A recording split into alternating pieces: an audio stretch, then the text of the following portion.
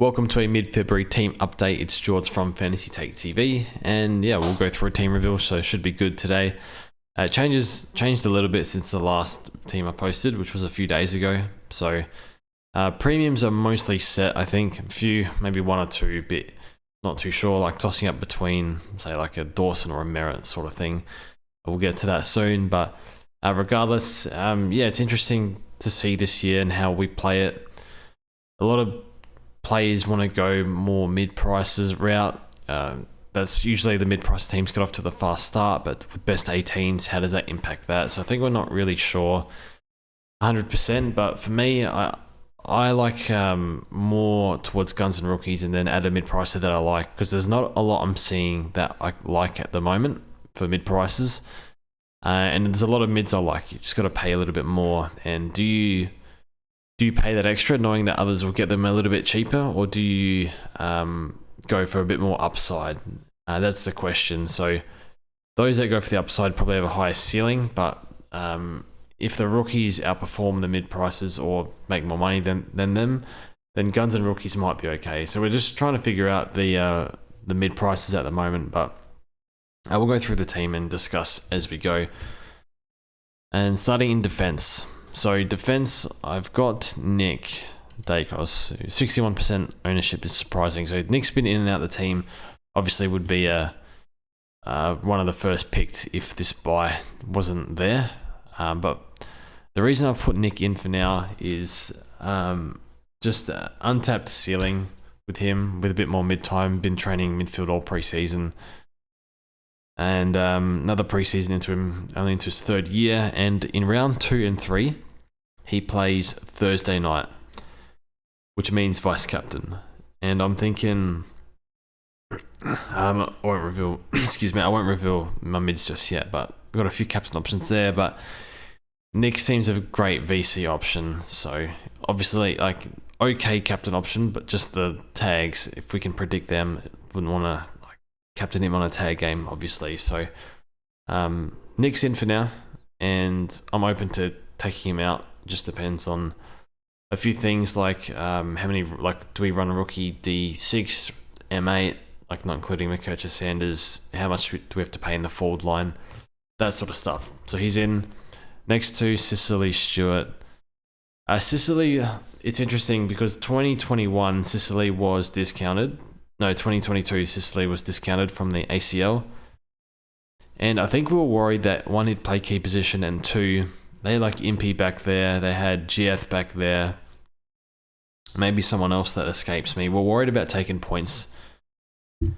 Players were going to take points away from him, and it didn't happen. Everything went through Sicily. I do think this year though, Amon's definitely back there, Impey's back there, Weddle's back there. They can rotate GF back there, but it sounds like he's more wing. I think the threat of players taking points away from him is quite real, more real than it was a few years ago. But regardless, yeah, I don't know, I just love Sicily, and he might regress from his 114. But you got to remember, they did sort of change his role probably 2 months into last year, and I think they're trying to make that work this year. They're trying, I think, Scrimshaw as a key defense. I think they've even tried, correct me if I'm wrong here, but Jai Sarong maybe a key defense. Like in a match sim that they played, they put Sicily on Nick Watson. So I think they really want him to be freed up, and trade period didn't really help. And there might be times where he can't be freed up, but I think they're going to really make an effort to do so. I guess the other thing is, I think you almost have to tag him, which is quite problematic, and I'd be comfortable not picking Sicily, but I just love him so much I want to pick him. But the tag threat is, like when Sicily was suspended, their defense fell apart. It was quite hard to watch. I do think they'll be a bit more stable. They've got Amon back there now, but I do worry about that. The tag games will definitely happen, so I don't think you have to start him, but is he going to be top 6? Or like I said, 90% chance he will be. And yeah, he's got those massive ceiling games in him. So I think he had 3 over 160. So hopefully we get one of those early. And then Tom Stewart. I think as opposed to Sicily, there's just not a lot that can go wrong with Stewart unless he regresses at 31. Did start his career later, but I think all the ball's going to be going through him again. He's not a key position player. He's never really been one. He's a flanker and takes kick-ins, and yeah, good. They rely on him to move the ball. I've heard Max Holmes has gone back there, but I don't think that's going to be a massive, like hurt Stewart's score massively. So yeah. The only one I don't mind here, I don't mind Sinclair, I don't mind Sheasel. It sounds like Sinclair's been more back this year, where he's a bit more midfield last year at times, but finished the year in the back line. I think Sinclair's a fine pick. I don't have him though. Sheasel is I don't mind, but do you really want to be there? Like, is he going to play forward this game? I don't want to deal with that, so he's out for now, but yeah, right role should be good. I've got Hayden Young still. How's this Freo mid gonna work? They've got Sarong, Brayshaw, Young, Fife, Erasmus Johnson. I think they want to play them all. Maybe one of the younger ones will be sub. How does this... even Brody was really good in the practice games, but I don't see how he fits in if they want to play Fife. So they've got injuries down back. It sounds like they want him midfield though, so he's not going to play defense having played midfield all year, but there might be times if they get like a mid-game injury, he goes back, but I don't think that'll be a massive deal. But yeah, still had a good preseason, full preseason, and he's cheap for what he can do in the midfield, so he stays in. And we have to go all the way down. We'll go Williams for now. I think, I can't spell, I've got this microphone in the way. My keys are all faded, which doesn't help. That was the worst 5 seconds of this SuperCoach channel. Zach Williams and, if I can type, there we go, and Trezise. So Zach Williams is fully fit at the moment, so he should be fine. And then Trezise has been playing in the ones, so we'll see how we go. But yeah, Zach Williams into full training now and whatnot. And then on the bench, we have... like, whatever, I can't see these keys, so, oh my god. Read. And then... surely I can light this thing up. Not Gibcus, Caulfield. I don't have Gibcus at the moment, but yeah, Reed and Caulfield at the moment, and not too fast. I think they really want to play Zach Reed as a key defender, and they want to play... I think they want to play Caulfield over maybe Alex Keith. But I'm not super confident in Caulfield, but he's very cheap and he can sit on the bench or cover someone. Like, he will need to play if like Williams and Trezise and Dacos miss, so he'll be used a fair bit. So I prefer him at D8 in case there's any JS job security issues. But yeah, Williams been doing main training, I think, and then Trezise hopefully is that third defender, being in the one, so he did get kick-ins in his last game last year, so hopefully that continues. Now midfield, so that's defense. Obviously clear overpay in D1, D2, D3, but there's not really anyone I like that's in the like cheap range. Like Whitfield is, I think there's upside with Whitfield, but he's been an absolute nightmare over the past few years. And like this, yeah, it doesn't really appeal. Like Nas might be okay, Ed Richards could be okay if they give him mid-time, but how... Hinge did okay post-buy. So there's a few that could be okay, but I'd rather go with the proven high ceiling players that have been doing it for, multiple All-Australians, or not multiple, but like Dacos Sicily. Sicily should be multiple, and Dacos probably have like 10 All-Australians, so I'd rather go this sort of route. Midfield. I got Marcus, old mate Marcus.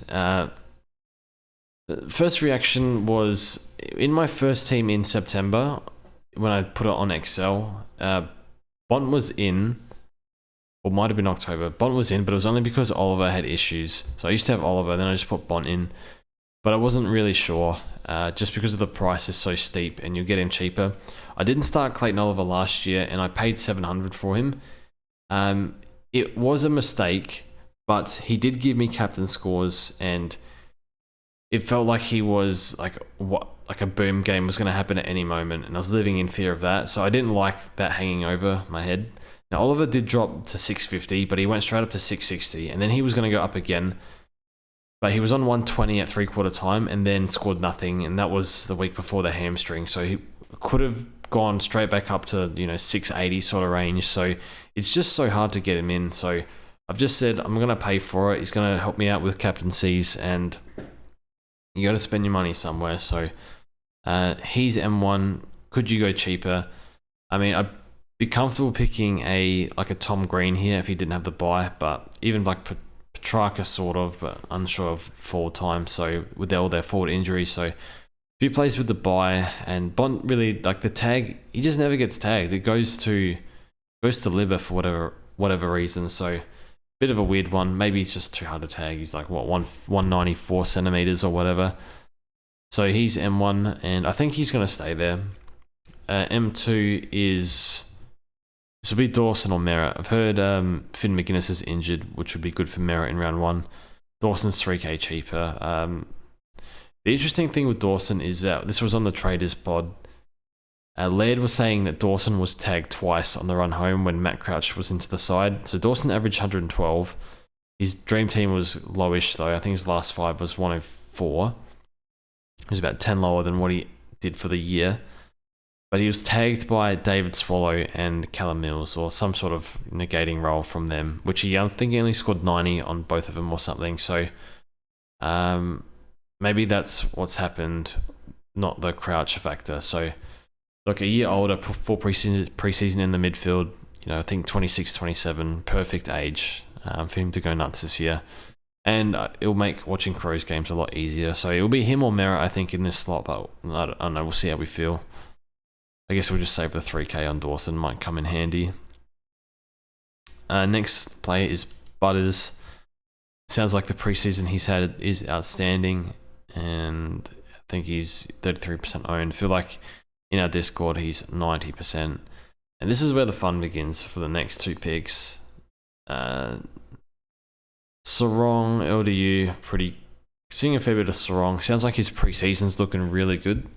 Probably better than Andy.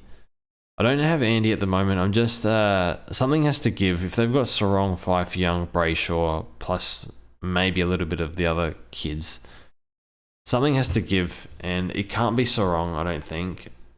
Is it going to be Young? I think they liked him in the midfield. And Andy can rotate on a wing, but I don't actually know for sure.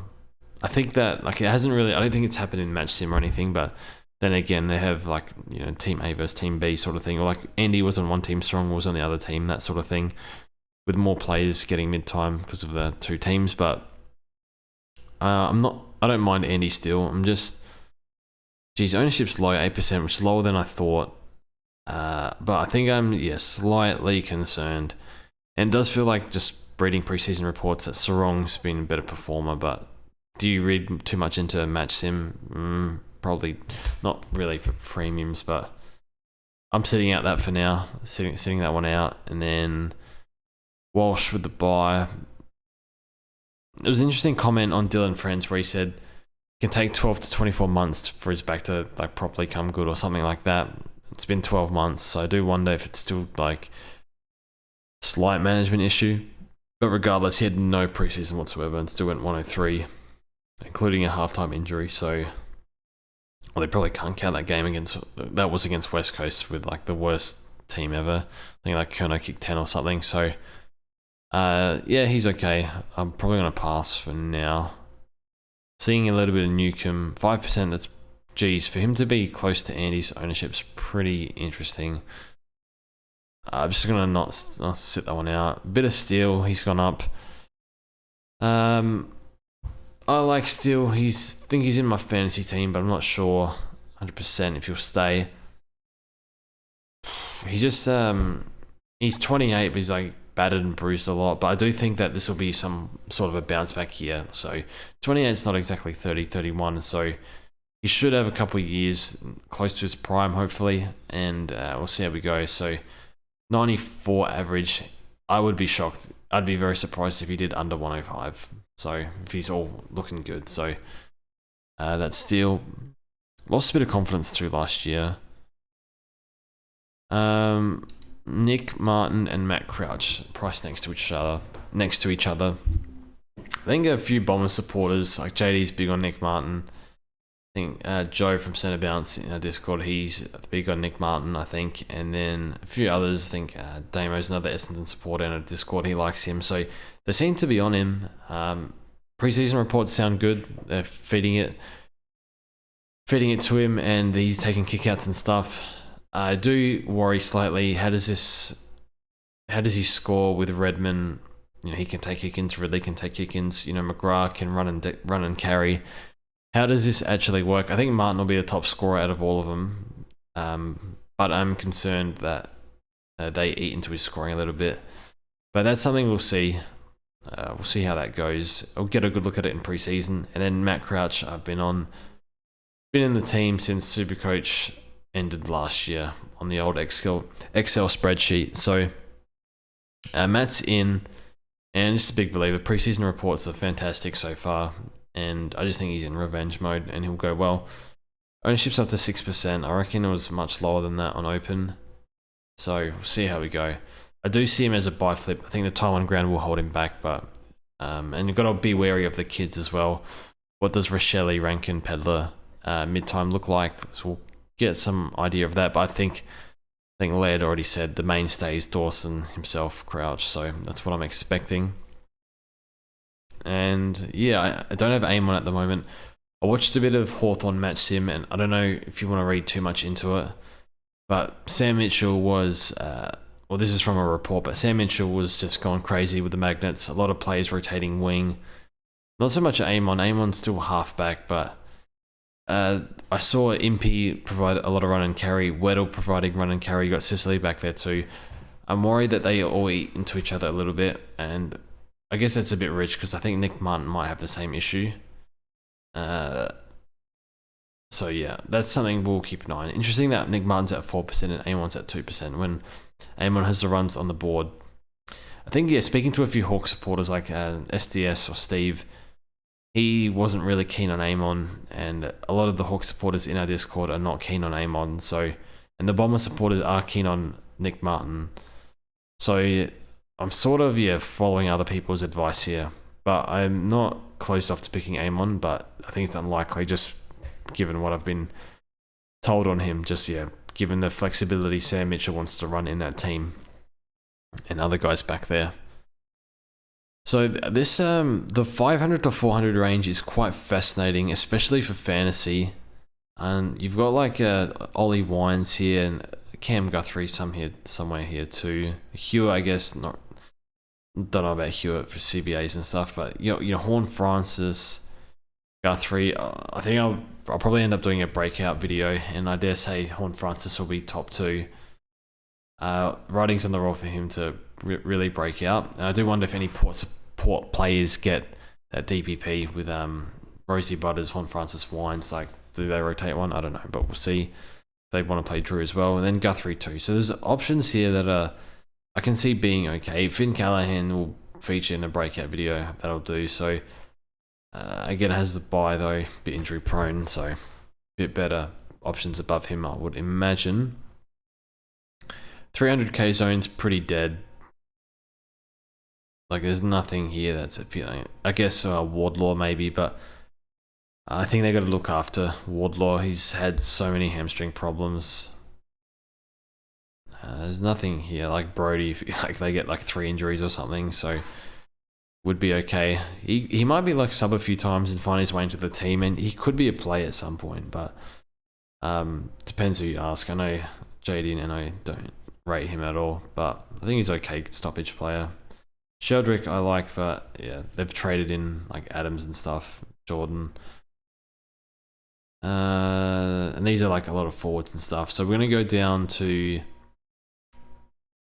Colby, McKercher, Riley, Sanders, who I'm pretty confident fielding. And then we've got Matt Roberts here. So I don't really need to speak about McKercher and Sanders. But Matty Roberts, it sounds like he's been playing in the ones, playing off halfback. There's comments somewhere on the AFL website about him and Lloyd providing rebound off halfback together or something, some sort of partnership or whatever. I assume Blakey's there too. Blakey can play a bit taller if he needs to. But it sounds like they're going to give him this role, and there's a decent chance that he will stay there, I think, and play in the ones. He seemed, just watching him, just like looking at junior numbers and stuff, I sort of thought he'd be like just the inside mid. Like, I don't know what his ball use is like. If he's at halfback, it must be okay, but it did seem like these inside mids with poor ball use seem to fall down the draft a little bit. They can accumulate no problem, but they can, slide because of that. I thought he was one of those types. I could be wrong though. I haven't seen enough of him, but he's pulled 200 scores in juniors, I think. So he's one to keep an eye on. So I'm going to field him at the moment, provided he plays. But we'll kind of see how this works out. Bench, who do we have? Jeremy Sharp, where is he?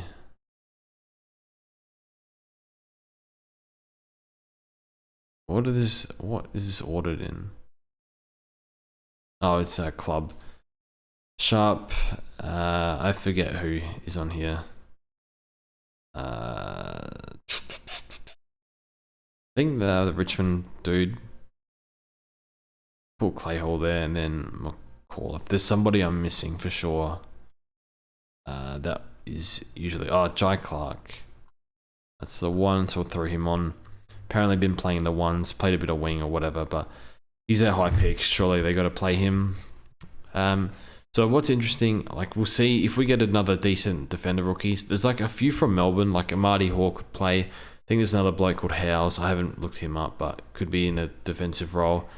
Could play for, they're both 123k, so we could get one of them. Could get Gibcus if they give him a third tall role, but looking at that back line, if they want to play Trezlice, I think they got to put in, don't play Miller, play Gibcus and who's the other one down back? I forgot who their key defender is. I think Bolter's playing forward. I can't remember. So Dacos could be if I have to sacrifice someone, it would be Dacos, and then can add a mid in, I don't know, Sarong or Brayshaw, whatever, whoever I want. Merritt even maybe, but yeah, it is a bit steep, and then put a rookie here. So we'll figure that out. So M8 D1 sort of structure and rookie dependent. I'm not really happy to pick Dacos. Also happy to pick another mid. There's lots of good options. Ruck line is Max and Brody Grundy, and I think I have Conway at the moment. Out of curiosity, what's his ownership? Wow, Cherry's very low, 4%. I thought that'd be higher.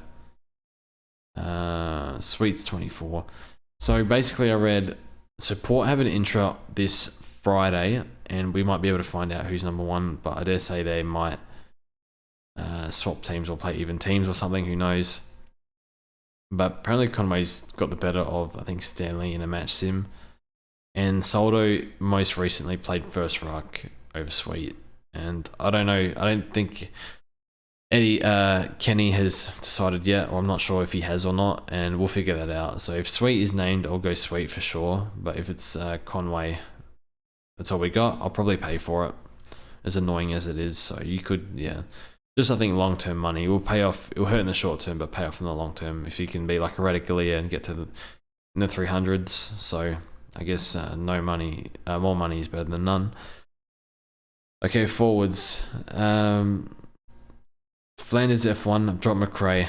I don't pick players that do hamstrings in pre-season that are premiums. Maybe a bit more forgiving for cheaper players, but yeah, end of story. I'm just stubborn, so I guess I died on that hill pretty hard with English last year, but I guess English history didn't really help that, but doesn't mean that I won't do it again. F2, I don't remember. Oh, it's so this 250k range is it could be good, it could be shit. I can't tell yet. We've got Harms and Billings for now. I don't want to spend much. Even this is annoying me. I like Billings, but apparently he's played in the twos. I don't know if he's best 22 or not. I thought he would be. Sounds like Harms is best 22, and he's had a pretty good preseason. He's had 3 hamstrings. Even Billings had multiple hamstrings over the past few years. Harms apparently 3 hamstrings in 18 months. That makes me feel sick, but he's 250k. So yeah, I guess it begs the question, if I'm picking these guys, is Nat 5 any better? Nat 5's 34%, that's a lot. 5 is another 30-40k, so 50k even, so a bit too expensive for my liking, and I'm just not a believer. I know I'll pick him, he'll get injured, I'll get pissed off. Yeah, what's he realistically going to average? Well, CBA's 40, 50, and then could they sub him? I can see him being subbed. They need to manage him. It's not why would they like play him like full blown midfield every week early in the year if they're like he's part of their plans to be in there for the whole year? Like he's not going to survive that. So might be some management there, and I would be playing the kids. Even the current form of Brody is better than Fife in my opinion. Like current Fife, not prime Fife, not even close there. So it's not a believe in what I've seen from Fife the past few years. So be good if he played some good footy, but yeah. Matt Simmy's been going well in, but he's like played like half a game and stuff like that. So I'm not dealing with that. So good luck if you have picked him. It's like it won't hurt too bad because he's not that expensive. I got Harley Reid here. Sean Manor on field. Hopefully he plays. I don't have Finn McRae at the moment because I'm not sure. And who do we have? I don't have Windsor. Too expensive for someone who won't score that super well. Sardis we'll keep an eye on, especially if Hobbs is out for a bit. He hurt his shoulder. I don't care for Fisher. I'm not picking injury. Hamstring premiums or mid prices or plays for that price. They've done it in the pre-season. Where's Lowry? I skipped him.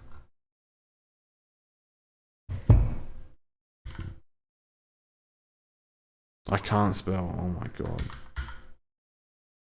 He's at 2%. So apparently he's been playing in the ones and looking good. So he's there for now. Wilson. Oh, for God's sake, mate.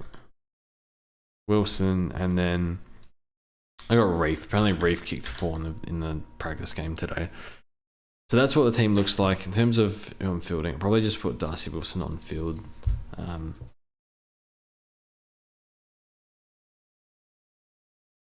Something like that.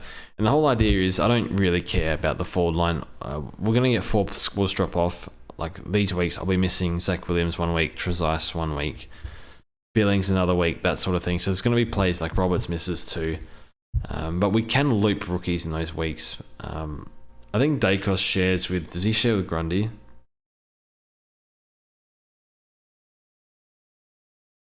No Collingwood, no Sydney, no Collingwood. He does in round 5. Okay, that's not good. Depends if we get Conway or not, or Sweet. If we get Sweet, I'll be more inclined to do it, but I don't like the 2 premiums missing in the 1 week. But hopefully, if Dacos can pay us back with captain scores in round 2 and 3, then I'll be happy. So we'll see how that goes. We'll have Zach Williams to loop, but we'll also be looping rookies, I think. So hopefully that doesn't stuff up. But that's where we're at the moment. I think captains we can discuss. I know it's early, but look at round 1. I'm probably straight captain. That's round 5. If we have a loop at R3, I'll be VC Dacos, even though it's against Sydney.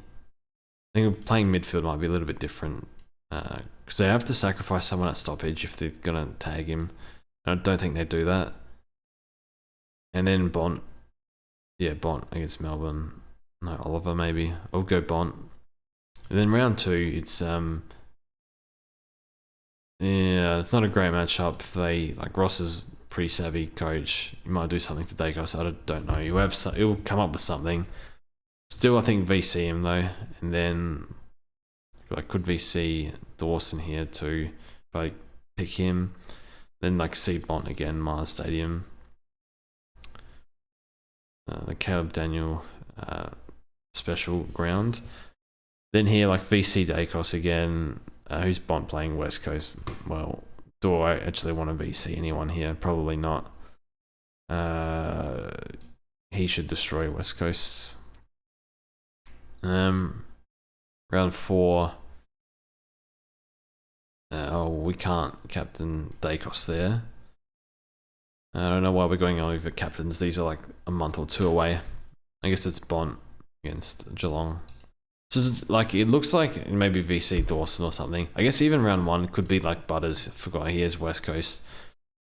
So obviously like paying up for like Dacos, Bont, Dawson, Butters and stuff, like it can like hurt the overall team in terms of like maybe we're fielding an extra rookie or 2 than others. But I think we're gonna run these, like deal with this best 18 and see what forwards come to us. So hopefully this best 18 helps us out a bit with the guns and rookies approach. So it's sort of like, there's not like Williams and Trice, they're barely mid prices, and Harms and Billings are, they're mid prices, but they're just like 250, like whatever.